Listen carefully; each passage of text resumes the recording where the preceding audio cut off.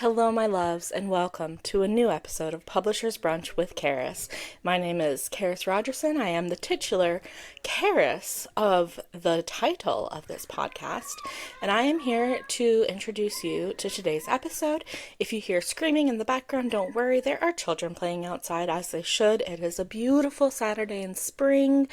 April has begun. The streets of Brooklyn are flowering. Let's go! So that's kind of how we're doing today.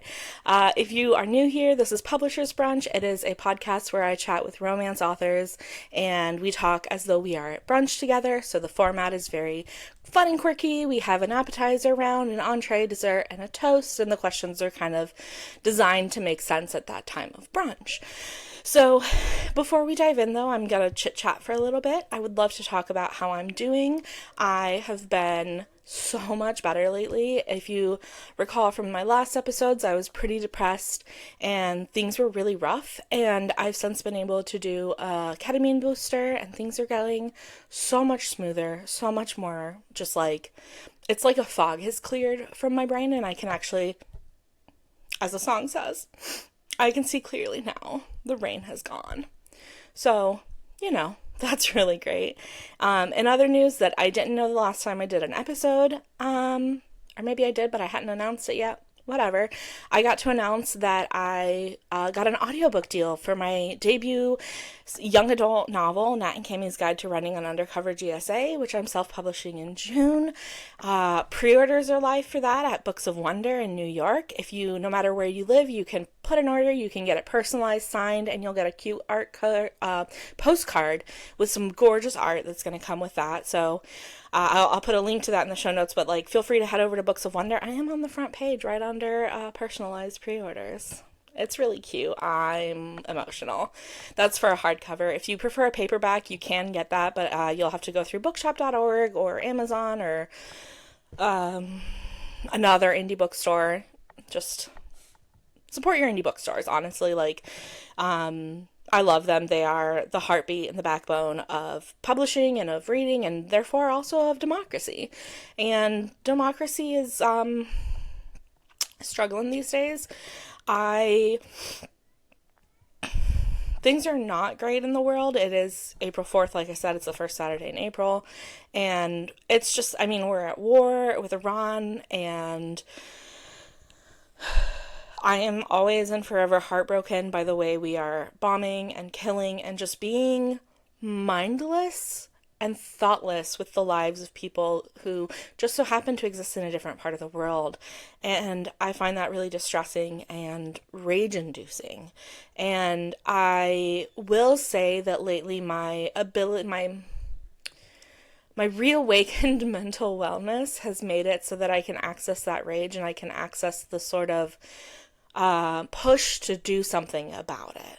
The desire to make a change, the desire to be actively involved in fighting back, and to feel like I actually have something to offer, which, when my depression gets really bad, it's like, ooh, I can't do anything because I have nothing to offer.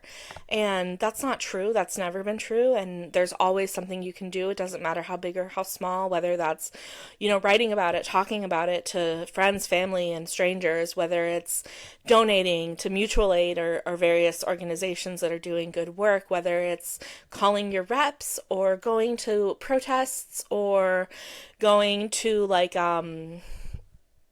activist organizational meetings. There's just a lot of things to do, and the struggle is sometimes finding ways to give back. And I remember November 2024, right after Trump won the election, I was really wanting to volunteer somewhere, and I reached out to a bunch of local places like soup kitchens or young youth organizations in New York, and they were all overwhelmed with volunteer applications because so many of us were feeling just the despair and the desire to fight back. And I do think it's been almost 2 years since then, so they probably need volunteers now. So if you have an extra 3 hours on a weekend or something, or during the week, look into organizations near you that are doing anything that's in the social services or giving back kind of realm, whether that's for unhoused people or just, anyway, I will stop lecturing you now. You know the world sucks. Yeah, and we're doing our best. And for me, part of what that means is both coping and also fighting back. And it has to do with romance. And that's why I have this podcast. And I specifically talk about romance stories because I think they are so hopeful and offer so much to the world. And I really just want to celebrate them. So, before we dive into talking about my guest, I would love to talk about a romance novel that I read lately, and I'm so, so thrilled about it because I read Leslie Renee's debut, Maggie and Arthur's Magic Moment. This is a book that I've heard about for years. Leslie is a dear friend of mine, and I have been wanting to read Maggie and Arthur's story for so long. I actually had a chance before Leslie even queried the book. I had the opportunity to beta read it, and I only had the time to read the first 30 pages, but they've lived in my brain since then. I think it's okay to say it's a scene on Beltane, and it's magical, and there's a glorious anonymous kiss, and it's just so sexy and so beautiful. And I read the whole novel over the past couple weeks, and it's just everything. The magic is inventive and beautiful. The world building is robust, but not too robust. It's very magical and mathy and scientific magic, and you can tell that Leslie put a lot of thought into building the world and how the world works, but you're not sitting there doing actual arithmetic, there's a lot about language and story and beauty and art, and it's just so wonderful. And I think the structure is utterly brilliant. I loved the way she structured it.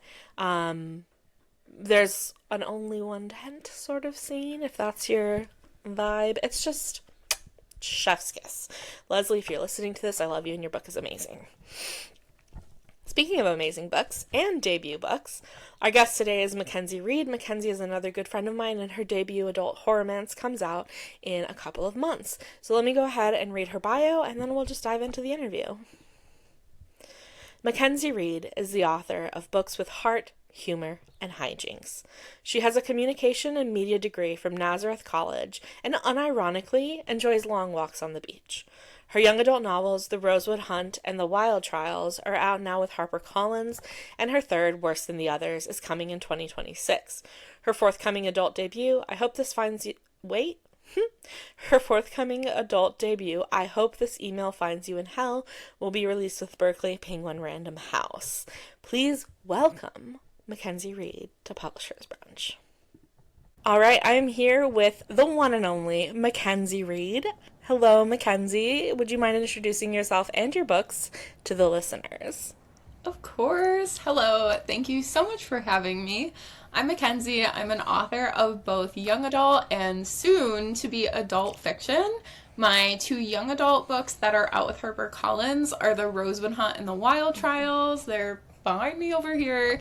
They're both young adult thrillers, kind of with Knives Out vibes. The Rosewood Hunt is about a girl who has to hunt down her missing inheritance, but as she's hunting it down with a ragtag crew of teens, someone starts hunting them.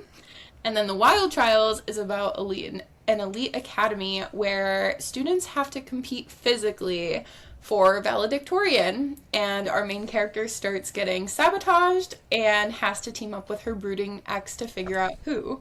So those are my YA books. I have another young adult thriller on the way called Worse Than the Others, and my forthcoming adult release is titled I Hope This Email Finds You in Hell, and it's a paranormal romance about a receptionist who catches her hot boss performing an exorcism after hours, discovers he's a monster hunter, and then joins him on a road trip through hell to save their favorite coworker and maybe the world. Here's the thing. I've read both The Rosewood Hunt and The Wild Trials, and I am fully obsessed with them. They're so good. And the concept of I Hope This Email Finds You in Hell is just perfect, and I cannot wait. I did get the ARC on NetGalley, so I'm it's on the list. It's coming. I'm going to read it. I'm going to be texting you live updates as I did with The Wild Trials. Please do. Nothing gives me... I've been getting some live updates from, early readers who are reading it, and nothing gives me more life. Somebody sent me, a crying reaction picture Of them? Sorry? It was, yeah. I was like, sorry. But, like, not really. Right. Like, actually, thank you for, Yeah. like, feeding me and my my Right? ability to continue. Oh, yeah. No, I'm super excited. I have actually, I don't know if you can see it in this view, but I have a print of Chloe and what's his face? Yeah. Chloe's the important one. What's Right. Hayes? Yes. I have them on my wall. So, Oh, I love that. Thank you. They're also on my wall, but you can't see them from here. yeah. Mackenzie herself is also on my wall because we have a picture from a book event. Wait. Soft. I love Here, it. let me see. Yeah, see? Oh yeah. Oh, the Books of Wonder. So sweet. There we go. There's that. And then there's that. Wow. All I right. love taking up so much wall real estate. You really are. All right, so to start our conversation, we're going to dive into some icebreakers. Mackenzie has a little bit of experience with me and my icebreakers because You have great. fun lore. We are coworkers, and I do make my coworkers answer icebreaker questions just as well, much as my regular friends. Team So, culture. yeah. So today, I would love to know. This is a mean one. Oh my god, I chose it for you because I was like, Mackenzie, like we're friends. Like you can't hate me for it. Yeah. Would you rather only be able to read or only be able to write books? Ooh. Ooh. I think only be able to write, even though I don't think I'd be a good writer if I couldn't read. But sometimes I just feel like I will lose my mind if I don't get the stories in my head onto a page. So I think it would make me really sad if that wasn't an option. That's actually my answer too. I'm like, whatever. I'll just reread my own manuscripts. Like, it's just a cheat.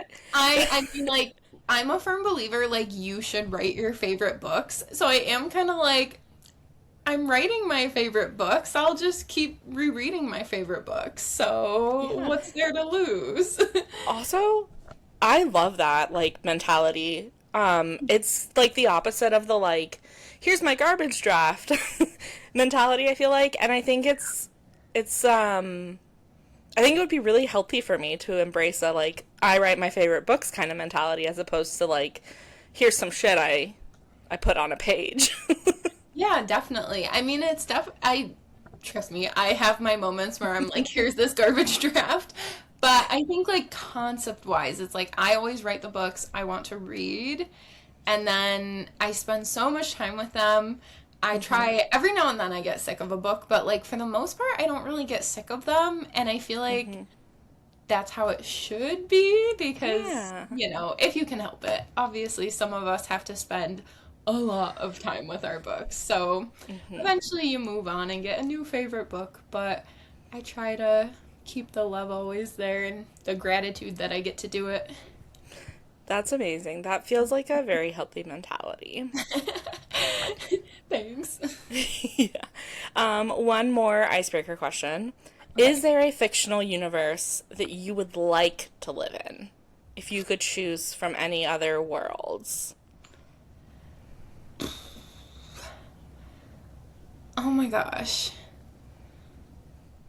I I mean, I don't know if I'd like to live in any of them. I love the like concept of fairy, Holly Oh, Black yeah. specifically, just because I imagine it as like really lush and beautiful, but I also know it's really deadly, so I do think I would probably die pretty fast. But, I'd like to like vacation there maybe. Not all of us can be Jude and survive in fairy. Not Survive even and close. thrive, might I say. Yeah. Yeah, no, I would like show up in fairy and be like, hi, and they'd be like, oh, you're so dead. I would fall for Immediately. every trick, like Yeah. every trick. I would eat something immediately. That would be take me out. Yeah. So yeah, I'm definitely not like making it far. What's your Yeah, no. Ooh, I was thinking about this, and because I was trying to come up with it, and there's this series that I read last April that I became obsessed with. It's called the Broken Bloodlines trilogy. It's by an author named Sadie Kincaid, and it's basically like a paranormal version of our world where there's pretty much every kind of supernatural creature. And I really liked those books, not just for the fantasy lore, but also because it's a girl and her 4 vampire boyfriends, some of whom are also boyfriends with each other. Not all of them, but some of them. It's very complicated. But I was like, that just sounds really fun. I would like 4 hot vampire boyfriends who, like, sometimes also kiss. Like, I would love that, for sure. it was actually, I read it last April, so I still was like, I think I'm a lesbian at the time, before I, watched Heated Rivalry and had to come out as bisexual. But I'm reading it and I was so confused. I was like, I'm a lesbian, but like these 4 men would be fine. Yeah. It's always like selective. Yeah, she was never a lesbian, folks. She was always bisexual. She just didn't want to admit it. Because men. I mean, that's fair because men. Yeah, okay. On that note, my final like warm up type question for our appetizer round of brunch is, how are you? And I mentioned this before, like, you're welcome to answer to any level you want. And I also talk about how I'm doing, which I also said this before we started recording. I am furious with a subset of Heated Rivalry fans, because we're recording this in early March, and there's a lot of racism being directed towards the Asian or Canadian Asian star of the show, and it's making me want to kick a bunch of people, either in the shin or somewhere that it will hurt more. And also I just want to like tell them how stupid and pathetic they are, and I really want them to cry about it. I know that's not a solution to systemic racism or even individual racism, but it just like pisses me off so bad that I really want to start doing violence. Yeah, no, we were talking about it before, but seriously, so upsetting, and also out of pocket of them to be so terrible. And imagine online and at the specific person. Imagine thinking that like an actor needs you to defend him from his best friend. Oh no, is his best friend in his comments? And like over analyzing if they are best friends, if they aren't best friends, if they're faking it, if they're like, who cares? Right, like these are people you will never meet, or you will have like a passing interaction with them that you will think about for the next 80 years. But like, get a life. Genuinely. Yeah. I mean, my day, I'm doing okay, but I have a really tight deadline where my book is due in 3 days, and I only got the newest round of edits a week ago. Ooh, tough. So it's like a very tight deadline because we're getting closer to getting to send this book to copy edits, which just means that's when it basically kind of is on its way to getting published, which is good. Always a good sign. But I was working on the book this morning, and I always try and fit in some like book time before switching to my day job, which Karis knows about. And I was at a cafe, like I try and be like as efficient as possible. And then Microsoft Word crashed after like 2 hours of work. And I lost a bunch of it. Not all of it, because I do save like quite often. But I lost probably the last hour, and I was just like, we do not have time to spare when deadline is so close. So I kind of crashed out about that for a little bit, but we are so back now. It's like you can only do so much before just being like, I'll just redo it, I guess, and keep moving. Yeah, sometimes you just gotta keep on keeping on. Yeah. I don't understand how Microsoft Word would not just auto-save at this point. It is 2026. It's funny because there is the autosave option, but that only works with OneDrive, and I don't like using OneDrive because I've also lost work using OneDrive. So, I don't know. My biggest thing, I'm like, Microsoft, how are you this... Not to be on a Microsoft rant on Publisher's Brunch, but... Let's go. How are you so, like, glitchy? Like, when it's like the main program authors have to use, but it's all right. Yeah, you would think like, the fact that it carries a whole industry on its shoulders would mean that they would care about You'd making think. it the best that it can be. You'd think, but Oh, God. it's okay. Well, I'm pretty sure I'll still make the deadline, so what But can that's you exciting to go to copy edits. Thank you. Yeah. Is this book slated for this year or next year? Next year, we haven't announced, I did just find out the date, but we haven't announced it yet, but it'll be early next year. Ooh, exciting. So I hope this email finds you in hell this year, and then more YAs next year. Yep, yeah, this one is worse than the others. Okay, perfect. I wasn't positive, so I didn't want to, like, talk out my ass or I whatever. realized like I had already mentioned it in the beginning. I was trying to remember if I had, but yeah, so it's a really cool book, but it's very complicated. So it has certainly given me quite the test, but it's okay. Yeah. We're almost on the other side. I have full faith that you have pulled it off already. I have read your books in the past. I know how your brain works. Well, to an extent. Chaotic, but at least it works. At least there's that. Yeah. Okay, so now we've finished our appetizers. We're moving on to the entree, which means we're gonna have a little heart to heart. Okay, excellent. No, wait. First we're gonna gossip. Okay. First we gossip, then we heart to heart. I got confused. So I would love to know what is one of or the best story that you have read, heard, watched, witnessed lately. And this can be something that happened in real life. It can be something that happened to you. It doesn't have to be like story, like beginning, middle, end narrative. It can be like a fun thing that you witnessed. Just like if you were at a dinner party and someone was like, oh, tell me a story. I don't know why they would say that, but they might. Ooh. This is so good. Well, I will say, so I was at an event this past weekend in Cookeville, and it was, I was on a panel, but then I, of course, went to other panels to support other authors, and there was one panel, and I don't even recall the author's name at the moment, but she was telling this story about how somebody left her she was writing a series, and before the next book in the series came out, somebody emailed her, was like, I love the series, this is what I think you should do in the next book.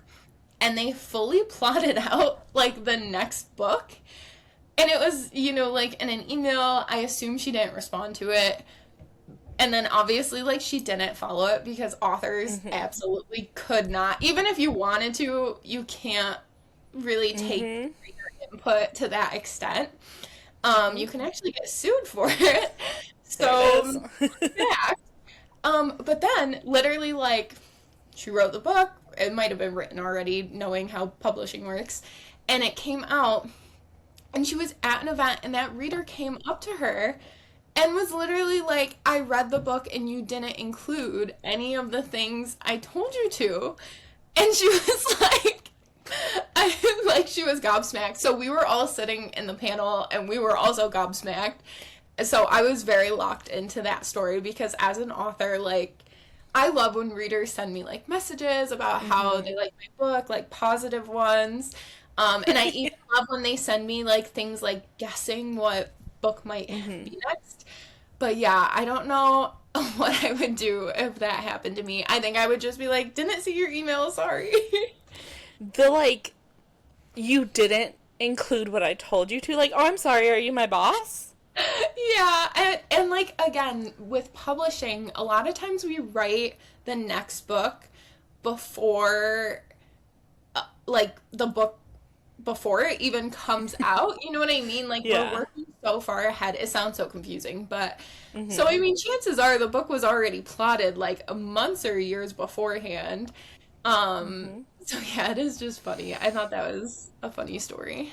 No, that is wild. That is exactly the kind of gossip and tea that I come to Publishers Brunch for. Good. I was nervous when you said that question. I was like, I don't know what to tell you. No, you did excellent. Well done. 10, you get an A+. I need to be a pleasure to have in class. You are. You are a pleasure to have on podcast. Thank you. What are some recent obsessions of yours that are like objects, like items, right? Like, So I love having like little stress things. Like not even is that, stress. It's a sorry, lemon. that just looks like a lemon. Is that a real lemon? No, it's a fake lemon, but it's like a squeezy thing. Like, I don't know if this is what you meant, but Yes, no, like it's at any point in time, I love a little stress ball. Yeah. I thought And you were just then picking up like an I actual also, citrus and you squeezing froze, it. but I'm just gonna keep talking because I see the recording keeping going. And then I also love anything that's like this like silicone stuff is like really sensory appealing. So I have this little guy who's also kind of like a little stress guy. Um, so yeah, these are like always my obsession though. I collect things like this pretty much all the time. Can you hear me? Am I here? Okay, you're just frozen, so I was like, I don't No. know if I should keep talking.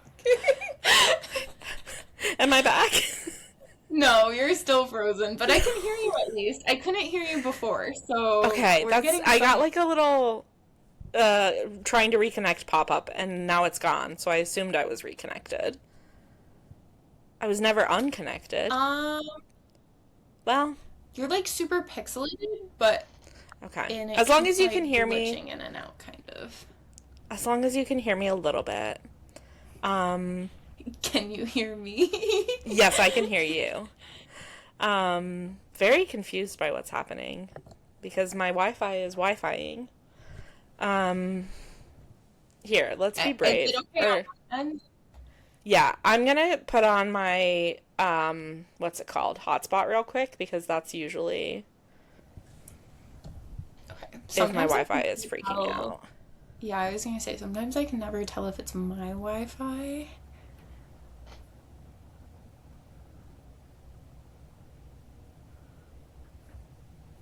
Okay.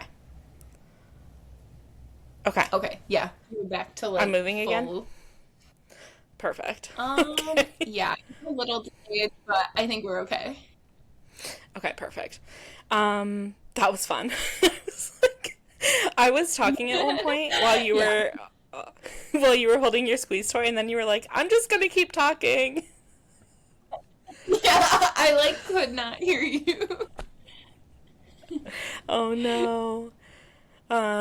Okay. Now we move on to heart to heart. Can you give Okay. me a very earnest or sincere romance or romance novel opinion?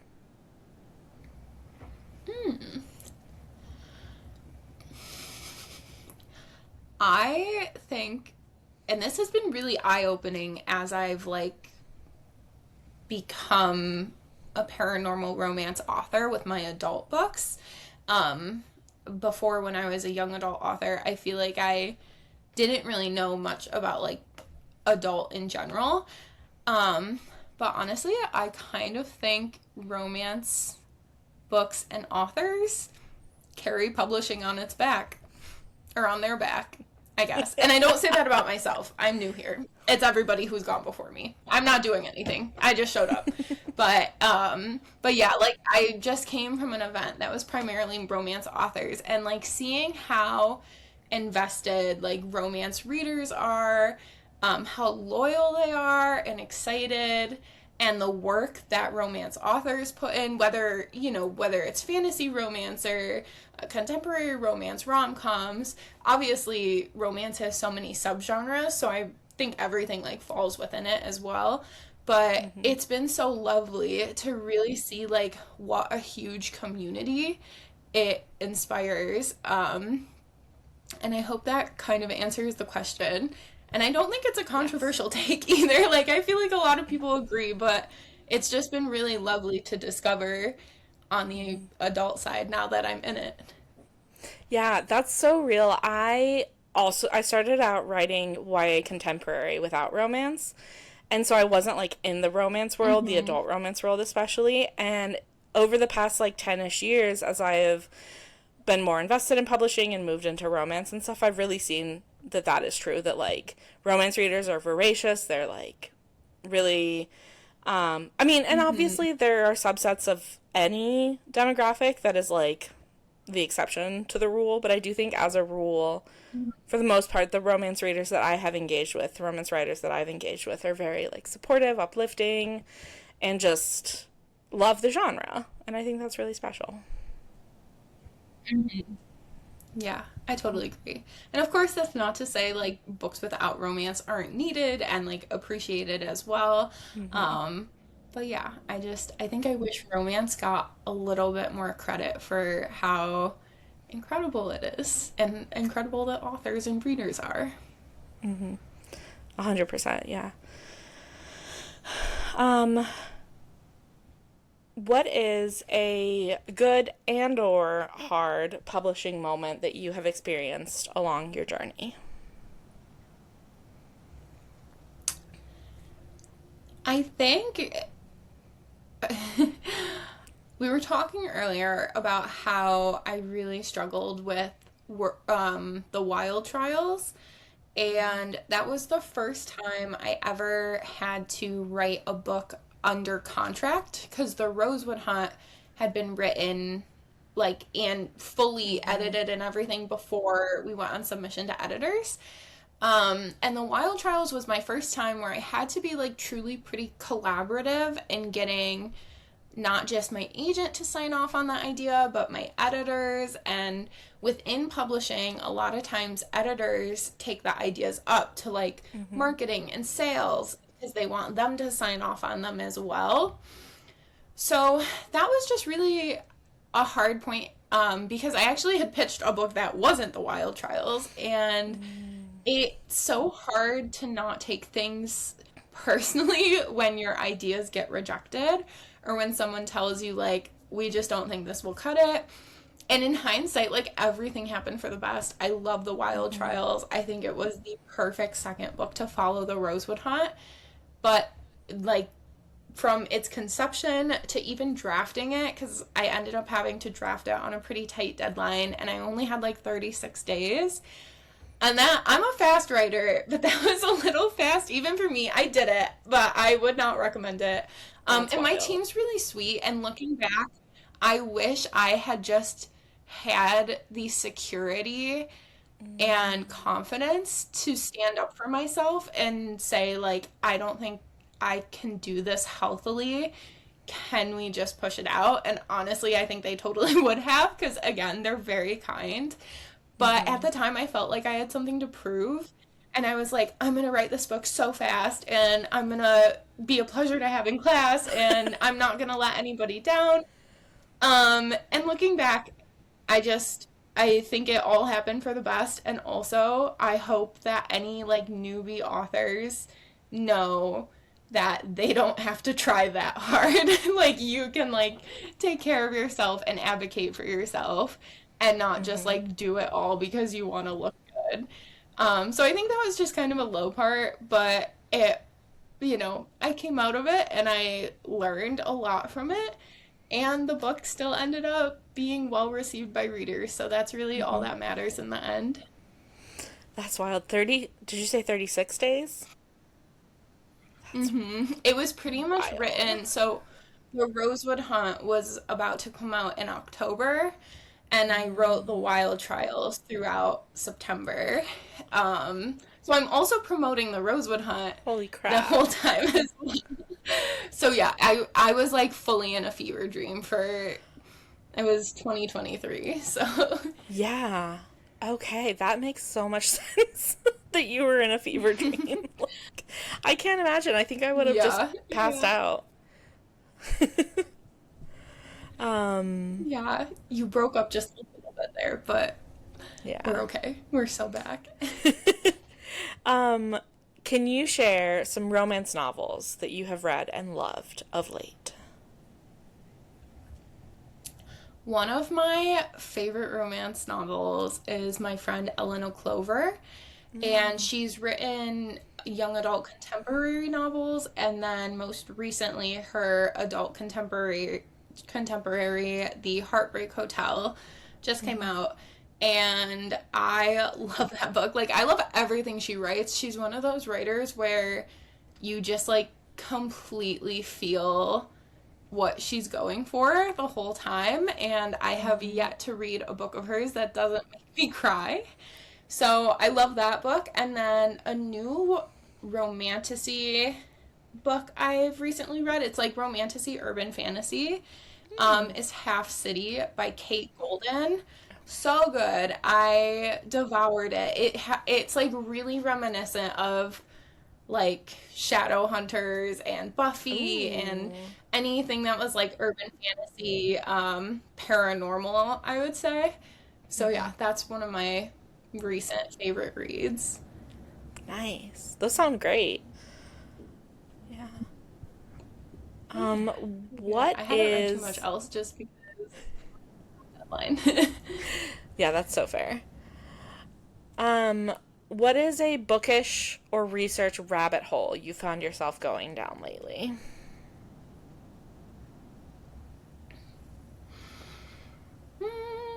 So, without giving too much away about my next adult book, I have been learning a lot about resorts and spas, and I will leave it Okay. at that. And mountain climates. Is there any interesting factoid you have gleaned just in general about resorts and spas? The culture is so fascinating as far as I'm like very luxury like med spas Mm-hmm. and the amount of like money things cost for like a night and like a lot of discretion and security.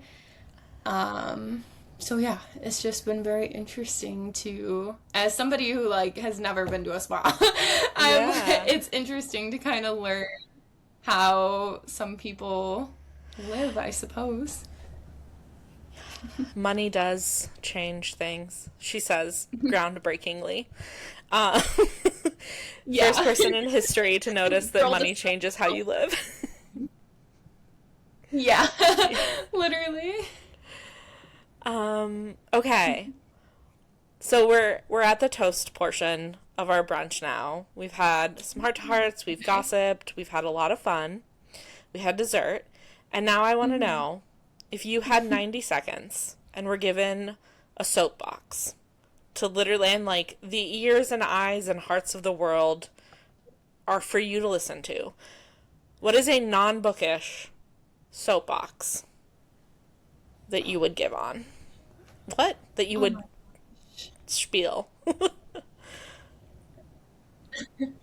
oh my gosh, oh my gosh. I feel like I have so many, but I can't. I'm trying to think. Okay.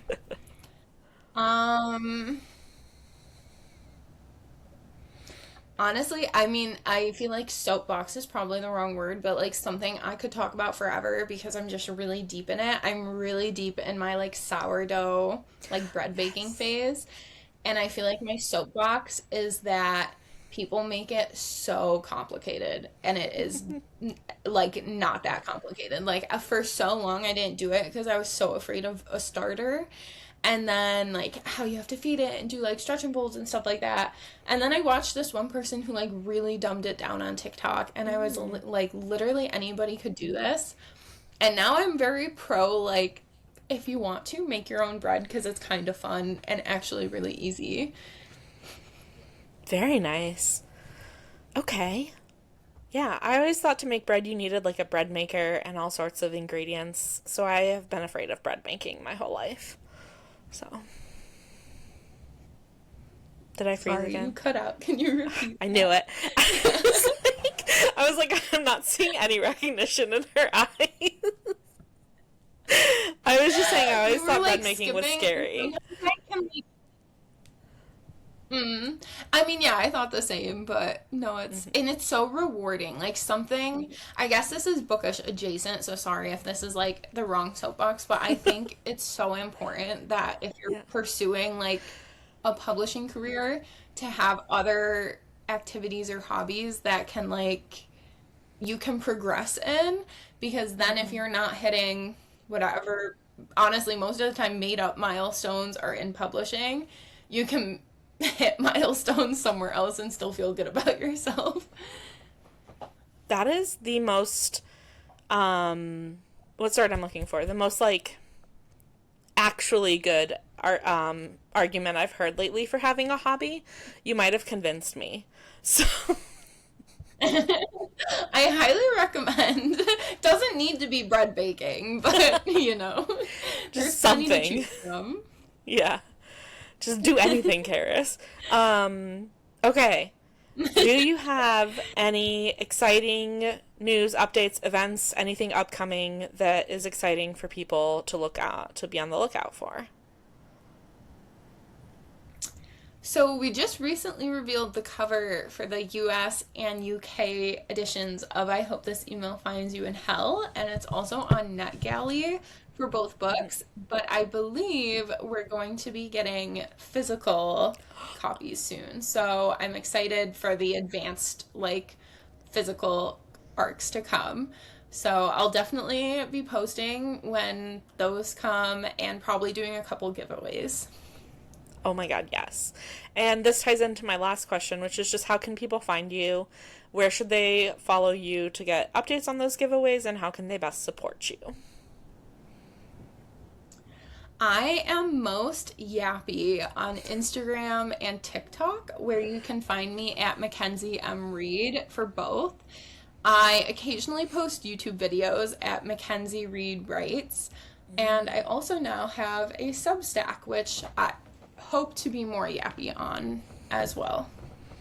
We love it. I love your YouTube videos. I need you to go back to them because they brought me joy. So do it for me. I I genuinely want to. It takes me so long to edit them. It's like so embarrassing. So I will go back to them though eventually. That's real, though. Yeah, I feel that. All right. Well, thank you, Mackenzie, for coming and chatting with me. I hope my listeners enjoyed this, and I'm gonna stop the recording.